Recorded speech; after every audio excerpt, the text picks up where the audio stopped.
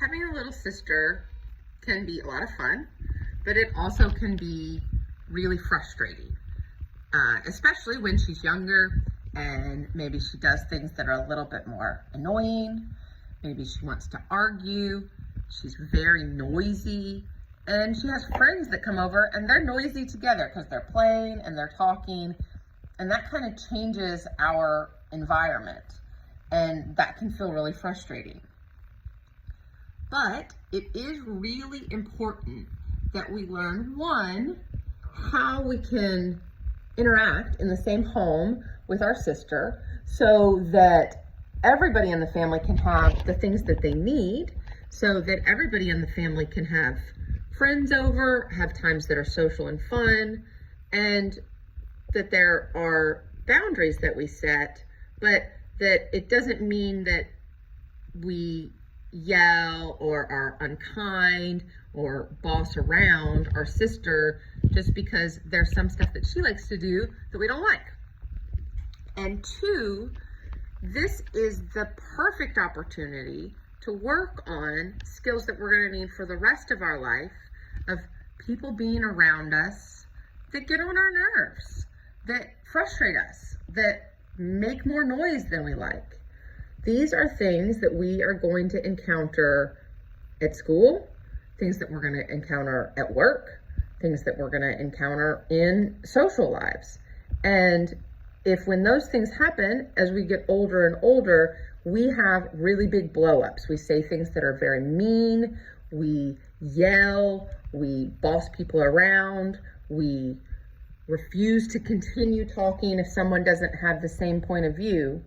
Those are really going to get in the way of our adult life. So even though it is hard, even though we don't like it, this is the perfect time to work on it because we're at home where everybody loves us and we get to have lots and lots of second chances. So if it doesn't go well one time, we can work on it and it won't have then done damage like in the workplace. That would be a really difficult thing. So it is important to remind ourselves, I don't have to like this. I can say how I feel in a respectful way, and this will not last forever. So in the car, it's our first place. When we are not agreeing with our sister, we don't have to agree. And if we're arguing, then we're going to keep going back and forth. And since we're older, we're going to be the ones who stop arguing. She's teasing, she's arguing, she's just saying things that you don't agree with.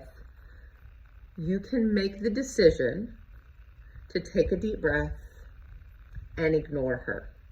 Look out the window, stop giving her attention. And when we stop giving her that attention or person to argue with, she will argue less. We don't always have to prove that we are right. It's okay to just stop when a conversation is not going well and when it's making it really hard for everyone in the car.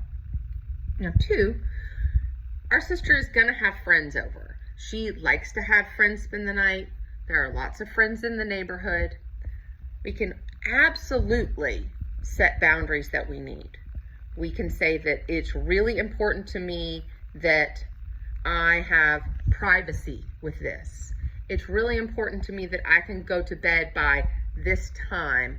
And so if they're still being loud, I need them to go downstairs. We absolutely can speak up for ourselves. It is good to speak up for ourselves. We do want to do it in a kind, respectful way. So if it's, I want to go to bed at 10, and so when I go to bed at 10, I need for it to not be as loud.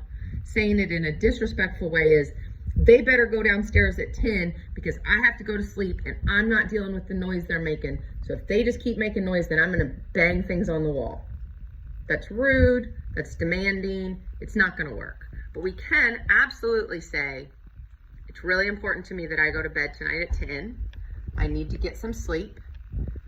Maybe the best choice would be, if you guys can't be quiet, if you could go down into the basement area where you have all of your things, and then you can keep playing and I can get some rest. So those are some things we can do. We can set our boundaries, we can say what we need. And then if they're just being girls, which they are, and they're playing and they're laughing and we think that's so annoying, we can think that. That's okay. It's okay. Lots of people are annoyed by their younger siblings. And then we need to shift. So we can't stay stuck on that. We're not going to change the fact that sometimes we find 11 and 12-year-old girls annoying. We can go into a different room. We can put our headphones on and do something on the iPad. We can watch a show. We can go and sit with mom or dad and watch some sports. All of these are options. So we don't have to like what she's doing, but we do have to be respectful of how she feels and how she likes to have fun, just like we expect for her to be respectful. And that goes both ways.